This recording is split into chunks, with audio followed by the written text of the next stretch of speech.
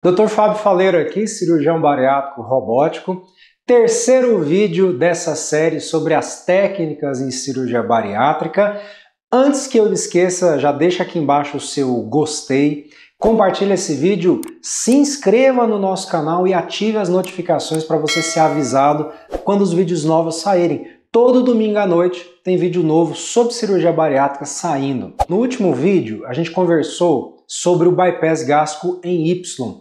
E eu expliquei para você que o bypass é a cirurgia mais feita no mundo até hoje, né? Do ponto de vista de quantidade de cirurgias. O que não necessariamente torna o bypass a melhor técnica. E o que eu quero começar a falar com você nesses dois últimos vídeos dessa série é justamente sobre as técnicas emergentes. Quais técnicas que a gente tem no nosso arsenal disponível hoje para ajudar você a vencer a obesidade de forma mais eficaz, mas que combinem aqueles dois conceitos que eu disse para você: qualidade de vida com emagrecimento sustentado. Antes que eu me esqueça também, se você quiser que eu te atenda ou te opere, eu consigo fazer isso em São Paulo, capital, ou em Goiânia, Goiás. Os links estão aqui embaixo, basta você clicar no link aqui embaixo, vai gastar a ponta do seu dedo para falar com a minha secretária para ela agendar um horário para você presencialmente nos nossos consultórios ou de maneira remota aqui pela internet. Bora então para o vídeo? Nesse vídeo de hoje eu quero falar com você de duas técnicas, uma delas que não é emergente nada, já é antiga também, e outra técnica que realmente é mais recente, é uma técnica emergente, que é o Duodenal Switch e o Mini Gastric Bypass, conhecido também como OAGB, que é uma sigla que vem do inglês One Anastomosis Gastric Bypass. Vamos então começar com o OAGB, ou Mini Gastric Bypass. Talvez você nunca ouviu falar disso. Talvez você já ouviu falar dessa técnica. Talvez você tenha uma técnica dessa aí dentro da sua barriga. Eu vou te contar um pouquinho do contexto de como que surgiu o Mini Gastric Bypass ou o OAGB, né? Basicamente, existe um grupo de pacientes que tem um grau de obesidade muito alto. A gente chama eles de super obesos quando o IMC é acima de 50 ou super obesos quando o IMC é acima de 60. E, classicamente, a cirurgia bariátrica do andar inferior do abdômen, ou seja, a manipulação intestinal desses pacientes, pegar esse intestino e trazer ele aqui para cima para fazer uma emenda numa bolsinha gástrica pequena, é algo desafiador para os cirurgiões e por muitas vezes não dá para ser feito. Então, isso aumenta muito o risco de complicações como sangramento, fístula, esse tipo de coisa, nesse público, quando a gente faz o bypass gástrico em Y habitual, tradicional. Então, o que o pessoal começou a fazer, em especial a turma lá de Portugal, nossos irmãos portugueses, eles começaram a aumentar o tamanho da bolsa gástrica. E ao invés de fazer duas emendas, ter que fazer uma emenda da bolsa gástrica com o intestino e fazer uma outra emenda que é tecnicamente muito difícil, é desafiador até nesse público super obeso, eles passaram a fazer uma única emenda. Quando você acompanha aqui do lado, fica fácil de você entender, né? Então aqui é o estômago normal, não operado, e do lado de lá é o estômago novo. Observe que a bolsa gástrica ela é mais comprida, ela é maiorzinha do que no bypass em Y. E ao invés de ter as duas emendas, a gente leva o intestino, normalmente a 2,5 metros de distância do início dele, que a gente chama de ângulo de Treitz, pega essa alça intestinal e sobe ela em formato de U invertido. E faz uma única anastomose, uma única emenda. E voltando no histórico da concepção desse modelo cirúrgico, a ideia foi que vamos fazer uma cirurgia simplificada para esse público super obeso, a gente ter menos risco de complicações, por isso o termo Mini Gastric Bypass, porque dá-se a entender que é uma miniatura, mas na verdade é um bypass simplificado, um bypass de uma anastomose. Quando, com trabalhos científicos, né, a gente foi avaliar o desfecho, os resultados dessa técnica, a gente teve uma grata surpresa. A primeira surpresa, que na verdade essa não era surpresa, essa já era imaginada mesmo, a taxa de complicações a curto prazo é menor que o bypass em Y. Porque é uma cirurgia que para esse público de superobesidade, ela é mais fácil de ser confeccionada e, consequentemente, traz menos risco de problemas. E quando a gente vai olhar o desfecho a longo prazo, aí que a surpresa foi muito boa. É como se a gente tivesse pegado uma espingarda para matar um coelhinho e matasse dois de uma vez só, entendeu? Desculpa aí o pessoal que defende os animais, foi mal, é um exemplo infeliz. A gente teve uma grata surpresa que foi o seguinte, olha, esse público que fez essa cirurgia, eles tiveram um percentual de perda de peso maior que o bypass Y e sustentaram essa perda por mais tempo do que o bypass Y. Então, quando a gente compara o OAGB, o Mini Gastric Bypass, e o bypass Y no público super obeso, observe bem que eu estou sendo muito específico, então não é para eu sair fazendo OAGB em quem tem IMC baixo, porque é uma cirurgia que foi estudada melhor para o público super obeso, entendeu? Então, para esse público, o emagrecimento foi maior e mais sustentado a longo prazo. Então, a gente com uma mesma arma atingiu dois objetivos diferentes. Trouxe mais segurança para operar esse público com resultados melhores. Agora, esse já é um ponto muito positivo do OAGB, né? Então, se a gente for avaliar já os pontos positivos, esse é um deles. É uma técnica muito fácil de fazer, segura para esse público e que traz bons resultados a longo prazo de emagrecimento mais sustentado que o bypass Y para esse público. Agora, um quarto ponto aí muito positivo é que a potência da cirurgia é maior também no tratamento do diabetes. Então, quando a gente fala de cirurgia metabólica, tratamento de diabetes e das doenças metabólicas associadas, o Mini Gastric Bypass, ele traz remissão mais acentuada e mais duradoura do diabetes mellitus quando a gente compara com o bypass em Y. E quando a gente compara o AGB com o sleeve, quando o assunto é tratamento de diabetes, o AGB ainda é muito melhor do que o sleeve nesse contexto, nesse quesito. Então esse outro ponto do positivo é muito positivo no AGB, no bypass de uma anastomose ou no Mini Gastric Bypass. Agora, nem tudo são flores. Quais são os principais pontos negativos dessa técnica, né? Um dos pontos negativos é uma incidência maior de refluxo de bile. Quando a gente faz essa anastomose única, a bile que é produzida lá no fígado e deságua no intestino delgado através da via biliar, ela vai voltar aqui por essa emenda para o estômago. E esse contato da bile com a bolsa gástrica pode trazer alguns efeitos colaterais negativos. Um deles é a sensação de amargo na boca, que a gente chama de refluxo gastroesofágico. Só que quando você faz um exame que se chama pH-metria, né, para medir o pH das regiões do esôfago, a gente percebe que é um refluxo alcalino, é um refluxo biliar. Então tomar antiácido não resolve nada, pelo contrário, pode até piorar, porque o problema é a alcalinidade, né? É um refluxo alcalino, porque a bile ela é alcalina, não é ácida. Então o tratamento do refluxo biliar, quando ele acontece depois do OAGB, é um desafio para nós do ponto de vista clínico, porque a gente tem muito poucas opções terapêuticas. Basicamente é empurrar a comida mais rápido para baixo. A gente chama isso de procinético. Tem algumas classes de medicamentos que fazem isso. Agora, quando a gente, do ponto de vista técnico, faz essa bolsa gástrica, a gente faz ela muito compridinha, que é justamente para minimizar o risco desse refluxo biliar aqui no esôfago, né? Então, fazer o OAGB, o Mini Gastric Bypass, implica do ponto de vista técnico em fazer uma bolsa gástrica longa. Você, paciente, maior de preocupação, fala com sua vizinha, fala, nossa, eu tenho um bypass, meu estômago é 2 centímetros, o da vizinha é 10, o meu está muito melhor. Não necessariamente, se ela tiver um OAGB com um estômago de 10 centímetros de comprimento, está muito melhor do que um OAGB com estômago curto. Esse do estômago curto vai ter muito refluxo biliar, entendeu? Então, não se compare com a sua vizinha.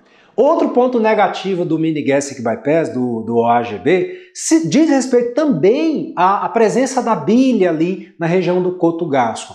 Isso pode levar a machucados. Esses machucados a gente chama de úlceras gástricas, e a úlcera gástrica que aparece nessa região da anastomose, ela é conhecida como úlcera marginal ou úlcera de boca anastomótica. No mini gastric bypass, existe uma incidência maior que no bypass em Y de úlceras marginais, de úlceras de boca anastomótica. E essas úlceras são chatas de tratar, a gente tem que dar remédio por muito tempo, às vezes meses de acompanhamento. Em alguns casos a gente tem que reconstruir essa região cirurgicamente. Em outros casos, eu já tive que fazer isso uma única vez na minha carreira, até a gravação desse vídeo aqui, eu tive que transformar esse OAGB em um bypass em Y, né? Por conta de uma úlcera que não cedia ao tratamento clínico de forma alguma e uma qualidade de vida ruim para esse paciente em específico. Além disso, uma outra questão também negativa para o OAGB é que a esteatorreia, ou seja, fezes gordurosas, tem uma incidência maior do que no bypass Y e do que no sleeve. Então, fazer cocô com gordura, traduzindo para bom português, é um efeito colateral do mini gastric bypass. E, consequentemente, isso pode ser ruim, porque o odor das fezes fica muito ruim. Você pode soltar um pum e, às vezes, opa, escapuliu alguma coisa, isso é constrangedor. Então, é um ponto negativo dessa técnica também. Só que quando a gente vai comparar os pontos positivos do mini gastric bypass com os pontos negativos, a gente tem que entender aonde que essa equação fica mais adequada para o seu caso, né? Se, por exemplo, chega uma pessoa aqui com IMC 70, super obesa, risco cirúrgico alto, às vezes menino homem, com aquele barrigão gigante, com as gorduras duras lá por dentro.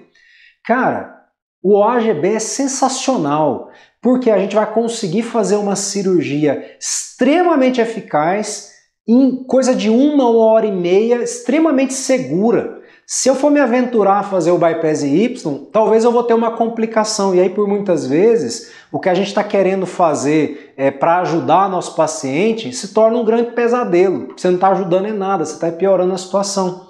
Então, cabe aqui uma observação. Na minha opinião pessoal, o cirurgião bariátrico ele tem que ter aptidão técnica e, consequentemente, treinamento técnico para fazer qualquer uma dessas técnicas e escolher, junto com o nosso paciente, aquela técnica que vai dar um melhor desfecho, com menos risco de problemas e uma qualidade de vida boa. Então, o OAGB é sensacional quando bem indicado. Quando mal indicado, é um pesadelo. Entendeu? Então, a diferença entre um remédio e um veneno está só na dose. Entendeu aí o mini gastric bypass? Para fechar esse vídeo, a gente vai falar rapidamente do duodenal switch. Porque, na verdade, o duodenal switch não é uma técnica emergente, não é uma técnica recente, ela é muito antiga, inclusive. Só que hoje em dia, a gente modificou o duodenal switch de tal forma que a gente simplificou essa confecção técnica desse procedimento, minimizando o risco e trazendo resultados muito parecidos. Mas em linhas gerais, o que a gente faz é isso aqui, ó. No duodenal switch, a gente pega essa região que se chama duodeno e secciona ela, a gente corta o duodeno. Então, esse é um passo. Segundo passo, a gente diminui o estômago, deixa ele no formato tubular. Você sabe o nome dessa técnica, não sabe? É a gastrectomia vertical, é o sleeve. Então a gente vai combinar o sleeve com uma ressecção aqui do duodeno e a gente pega esse duodeno e leva para o intestino fazendo uma emenda na parte mais final do intestino chamada íleo e uma reconstrução em Y, do mesmo jeito que o bypass em Y é feito.